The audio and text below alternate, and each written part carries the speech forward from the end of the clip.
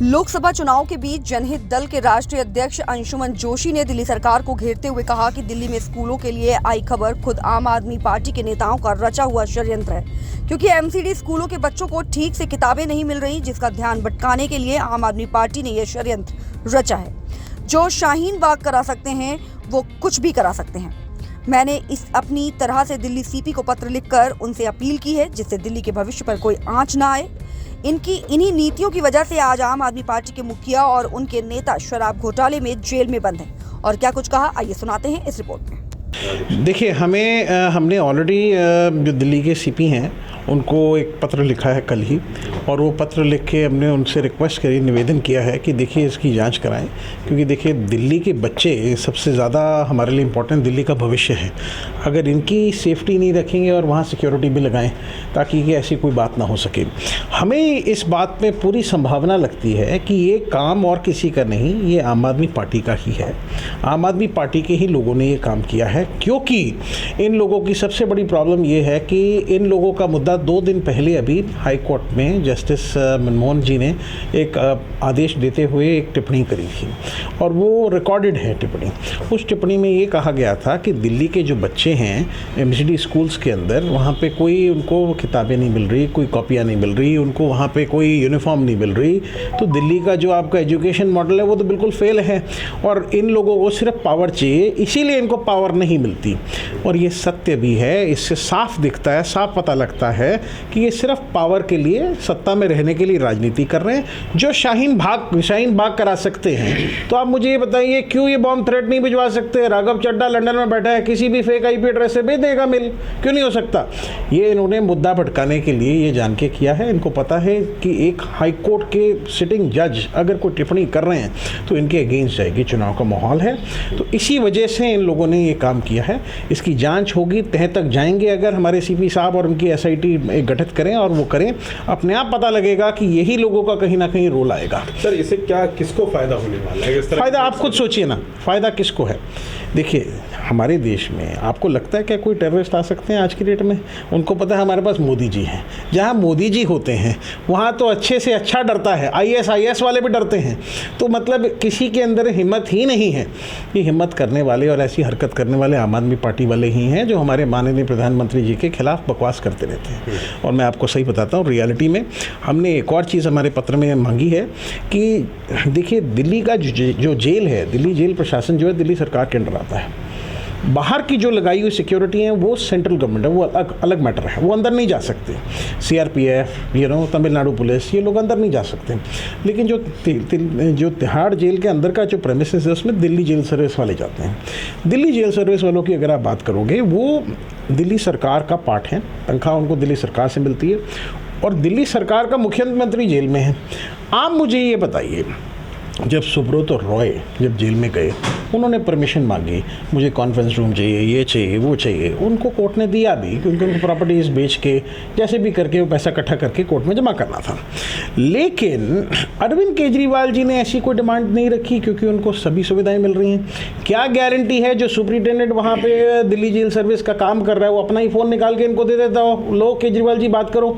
आपको लगता है जो दिल्ली का मुख्यमंत्री होगा, जिसके पास ये काम करते होंगे, चाहे वो जेल में हो, वो अपनी कुर्सी में बिठाता होगा इनको? और ये सब ड्रामा करते हैं कि हमारी मुलाकात ये कैंसिल कर दी वगैरह। आप ये बताइए, दिल्ली की जेल आपकी अपनी जेल है, आपकी अपनी जेल के अंदर आपको सुरक्षा का क्या डर है? अगर ऐसा ही इतना ही डर लगता है तो गृह मंत्री जी को एक चिट्ठी लिख दीजिए कि मुझे डर लगता है मेरे जेल में, इनका स्थानांतरण करने के लिए रिक्वेस्ट कर दीजिए कि देश की किसी और जेल में ट्रांसफ़र करें, जहाँ इनको पसंद हो, जहाँ इनको सेफ लगे। लेकिन मैं आपको ये कहना चाहता हूँ कि सबसे बड़ा इशू आज की डेट में यही है कि इन्होंने सिर्फ मुद्दा भटकाने की राजनीति करनी है। भ्रष्टाचार के आरोपों के अंदर ये जेल में है। कोई भगत सिंह जी बनने की कोशिश करते हैं लेकिन बन नहीं सकते। ये कहते हैं ना, इन्होंने कैंपेन शुरू किया, जेल का क्या कहते हैं, जेल जाने का जो जवाब है वो वोट से देंगे। मैं आपसे पूछना चाहता हूँ कि दिल्ली में कौन ऐसे लोग हैं जो इनको वोट देंगे, वो भी भ्रष्टाचार करने के लिए? भ्रष्टाचारी जरूर दे सकते हैं, दिल्ली की जनता तो नहीं देगी। 11 साल दिल्ली के अंदर कोई काम नहीं हुआ, दिल्ली के स्कूलों की हालत ख़राब है, कितने प्राइवेट स्कूलों की फ़ीसें बढ़ती जा रही हैं। अगर आप फ़ीसों की बात करोगे तो 15-15, 20-20 हज़ार लोगों की फ़ीस है इन स्कूलों की, और इन लोगों को कंट्रोल करने के लिए क्यों नहीं कुछ किया इन लोगों ने? कोई स्टेप्स नहीं। आज वो DPS की बात है रोहिणी की, वहाँ कम से कम 500 पेरेंट्स परेशान है, बच्चे की मार्कशीट, बच्चे की जो रिपोर्ट कार्ड है वो नहीं दे रहे। क्यों? क्या मौलिक अधिकार नहीं है आपका? एजुकेशन तो फ्री होनी चाहिए। किस बात के लिए? अब आप एक बात बताइए, जो 30,000 रुपये कमाता हूँ महीना, वो 15,000 रुपये अगर फीस दे देगा तो अपना घर कैसे चलाएगा? और एजुकेशन देनी भी जरूरी है। एजुकेशन तो सरकार की रिस्पॉन्सिबिलिटी है ना, मौलिक अधिकार है। तो ये बात का ध्यान रखना चाहिए। सबसे बड़ी प्रॉब्लम ये है कि इस बॉम्ब थ्रेट के अंदर हमें शॉर्ट यही लगता है कि आम आदमी पार्टी इन्वॉल्व है, और आतिशी जी के ऊपर ये सारा एलिगेशन आता है क्योंकि वो एजुकेशन मिनिस्टर हैं। एजुकेशन मिनिस्टर के पास और कोई तो था नहीं, और इनकी हरकतें ऐसी हैं। ये खुद ही पानी बंद करते हैं दिल्ली का और कहते हैं दिल्ली में पानी की कमी आ रही है, हम टैंकर भेज रहे हैं। टैंकर माफिया इन्हीं के खुद ही के पार्टी में है। टैंकर माफिया ने, अगर आपको प्रैक्टिकली पता हो, ऑलरेडी ये जो दिल्ली का टैंकर माफिया है प्रकाश जारवाल, उसके अगेंस्ट में ऑलरेडी केस चल रहा है, कन्विक्शन हो चुकी है। इनके तो दोष सिद्ध हो रहे हैं ना। आप ये देखिए, ऑलरेडी कन्विक्शन हो चुकी है, इनके दोष सिद्ध हो रहे हैं, और अगले महीने उनकी तारीख है 13 मई को, और उनका भी ऑलरेडी वो सिर्फ जांच कर रहे हैं कि उनके क्या एसेट हैं, क्या प्रॉपर्टी है। उसके बाद में क्वांटम सुना देंगे कि कितने दिन की सजा। पार्टी जिस तरीके से ये अभियान चला रही है कि जेल का जवाब वोट से देंगे, इस पर आपने बताया है, लेकिन उनका ये कहना है कि जैसे करप्शन का आरोप उनके ऊपर लगा हुआ है, दारू की करप्शन का, लेकिन वो ये कह रहे हैं कि प्रधानमंत्री नरेंद्र मोदी, भारतीय जनता पार्टी हमसे डर रही है 2024 के चुनाव में, इसलिए हमें जेल भेजा गया है, हमारे नेताओं को जेल भेजा जा रहा है। मैं पूछना चाहता हूँ उनसे कि हम, पहली बात है, प्रधानमंत्री नरेंद्र मोदी जी ने इतना काम किया, इतना विकास किया, उन्हें डरने की किसी जरूरत नहीं है। वो देश में कहीं से भी लड़ेंगे ना, और उनके कोई भी लोग लड़ेंगे, वो जीतेंगे ही, बिकॉज वो विकास की राजनीति करते हैं। दूसरी बात, हम भी पूरी तरह से उनका समर्थन करते हैं, लोकसभा में पूरा समर्थन किया हमने उन लोगों का। तो मैं आपको ये बात समझाना चाहता हूँ कि ये सिर्फ बकवास करते हैं, इनके पास कोई तथ्य नहीं है। सत्य बात ये है कि इनके ऊपर एलिगेशन आज ये नहीं लगे हैं, पहले के लगे हैं, लेकिन उन एलिगेशन के जब लोगों ने विटनेस रिकॉर्ड किया, के कविता जो BRS की हैं लीडर, उन्होंने जब अपना विटनेस रिकॉर्ड किया और ये प्रूफ उनको दिया, ये कहते हुए कि हाँ केजरीवाल जी ने ये 100 करोड़ रुपए का मेरे साथ में हम लोगों ने मिलकर ये गबन किया था, जो के कविता ने अपनी स्टेटमेंट में रिकॉर्ड किया है, तो इसमें दिखता है और एविडेंस उनके सामने इसी समय आया है। तो इसमें लोकसभा चुनाव का कोई मतलब नहीं है। अगर आपके खिलाफ एविडेंस, लोकसभा चुनाव नहीं होते तब भी आता, तब भी होगा ना। इनके 18 MLAs पूरी तरह से लिप्त हैं भ्रष्टाचार में। क्यों है लिप्त? कहीं ना कहीं इन्होंने उनको पूरा सहयोग किया होगा, बिना सहयोग के तो होंगे नहीं। कि राजकुमार आनंद जी ने छोड़ दिया, क्यों छोड़ा? ये कितने बाकी जो इनके MLA हैं, गुलाब सिंह जी के यहाँ भी रेडी क्यों हुई? क्यों आपको लगता है दीपक सिंघल जी के यहाँ हुई? मैं आपको ये बताना चाहता हूँ कि आने वाले समय के अंदर आहिस्ता आहिस्ता एक MLA का पर्दाफाश होगा, और हम खुद ही इनके एक की फाइल पब्लिक करेंगे। कैलाश गहलोत जी की तो हमने पहले ही कर दी, जिनकी 1200 करोड़ रुपए की संपत्ति दिखी थी। अभी और भी हम लोग इसमें करेंगे। तो आने वाले समय आम आदमी पार्टी पे आप सवाल खड़े कर रहे हैं, हाँ, भ्रष्टाचार हो या अन्य गतिविधियां हो, हाँ, आपने भी एक दल बनाया, एक पार्टी बनाई, हाँ, कितना प्रचार उसके द्वारा आप कर रहे हैं? क्योंकि 2025 के लोकसभा चुनाव चल रहे और दिल्ली में 25 तारीख को वोटिंग होनी है। देखिए, हम लोकसभा चुनाव नहीं लड़ रहे। हम माननीय प्रधानमंत्री मोदी जी को पूरी तरह से सपोर्ट करें, पूरा समर्थन हमारा उनके साथ में है इस लोकसभा चुनाव में।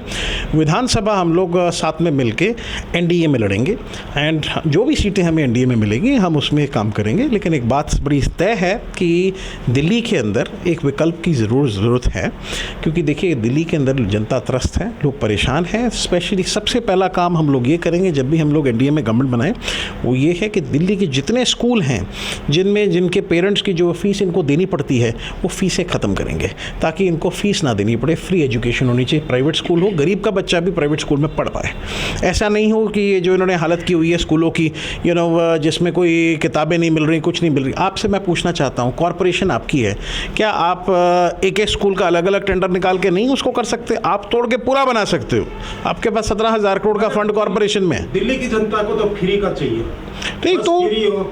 नहीं ठीक है, अब वो तो देखो फ्रैंकली स्पीकिंग अगर फ्री दे भी रहे हैं तो उसमें क्या प्रॉब्लम है? दिल्ली की जनता का टैक्स पेयर का पैसा है, 70,000 करोड़ रुपया दिल्ली की जनता का आपको मिलता है। अगर उसमें से अगर फ्रैंकली स्पीकिंग फ्री जो अगर आप बात करें उनको है, मौलिक अधिकार भी तो है उनके, क्या प्रॉब्लम है? पार्टी से दूर क्यों जाएगी जनता? क्योंकि उसको तो फ्री का दे रहे हैं। तो हम भी दे रहे हैं 400 यूनिट बिजली फ्री, हम भी दे रहे हैं 10 रुपये सस्ता दूध, एटलीस्ट शराब तो नहीं दे रहे, एक के साथ एक फ्री।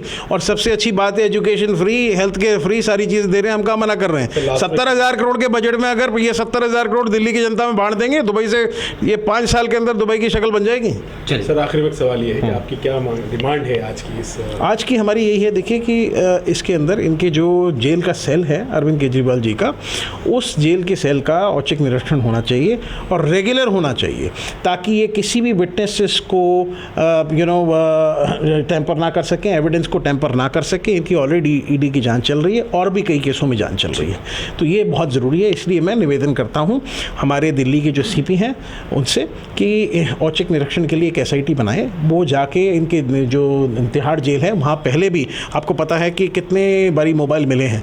साथ में आपको ये भी पता होगा कि सुकेश चंद्रशेखर जो वहाँ पे बंद है, उसने 200 करोड़ रुपए का स्कैम वहाँ बैठे बैठे मोबाइल से ही किया था। तो जब उसको मोबाइल उपलब्ध हो सकता है तो केजरीवाल को क्यों नहीं? ये अपने आप में एक बहुत बड़ा सवाल है। देखिए, स्पष्ट तो तभी होगा जब इसकी तलाशी होगी इनके जेल सेल की, तब पता लगेगा इनके पास कोई अवैध इक्विपमेंट है कि नहीं। और देखिए, बहुत स्मार्ट आदमी है, आसपास किसी भी सेल के अंदर किसी भी व्यक्ति को कह सकते हैं अपने पास मोबाइल रखिए, तो पूरे जेल की तलाशी होनी चाहिए, तब जाके पता लगेगा कि मोबाइल ये कहाँ से यूज़ कर रहे हैं। और इनके जितने भी जो सुपरिटेंडेंट भी हैं दिल्ली जेल सर्विस के, उनके मोबाइलों के CDR को भी इनको चेक करना चाहिए और उनके घर वालों के मोबाइलों को भी चेक करना चाहिए, ताकि पता लगे कि यहाँ आसपास में आपस में बात होती हो तो एटलीस्ट वो सिद्ध हो। मैं अपना परिचय दे देता हूँ। मेरा नाम अशोक कुमार चौहान है, पूर्व विधायक हूँ दिल्ली से, मैं अम्बेडकर नगर से, और जनहित दिल में राष्ट्रीय महासचिव मेरा पद है। मैं अपने अध्यक्ष जी ने जो भी अपना बोला है अभी तक का, मैं उसका 100% समर्थन करता हूँ और इसी तरह से जांच होनी चाहिए। और दिल्ली सरकार जो इस टाइम लास्ट मूवमेंट पे चल रही है, यानी वो ख़त्म होने के कगार पे है, और वो होनी चाहिए। ऐसी पार्टी का यहाँ पे कोई पब्लिक चाहेगी भी नहीं। जो जिन पब्लिक ने उनको वोट दिया बड़े, उससे आज वही पार्टी भ्रष्टाचार में लिप्त है, तो ऐसी भ्रष्टाचार पार्टी का दिल्ली में कोई भी समर्थन नहीं करेगा। ठीक है। सर, आपका नाम क्या है और क्या कुछ कहेंगे जिस तरीके से आज सर ने डिमांड्स की है जेल को लेकर? मैं धर्मेंद्र सिंह कोहली, सीमापुरी से XMLA, जनहित दल का सिपाही। मैं अपने अध्यक्ष जी की बातों से सहमत हूँ और हम लोग चाहते हैं ये जांच का विषय, इसमें जांच होनी चाहिए। देखिए, कोर्ट की भी टिप्पणी आई थी कि अगर कोई लाइव अपने प्रचार के लिए वीडियो कॉन्फ्रेंसिंग मांगे तो वो दाऊद भी कल को चुनाव लड़ने लगेगा, तो वो भी इस तरीके की बात करेगा। तो इसका जांच का विषय, इस पर बिल्कुल जांच होनी चाहिए। ये बहुत गंभीर विषय, इस पर अंदर तक जांच होनी चाहिए।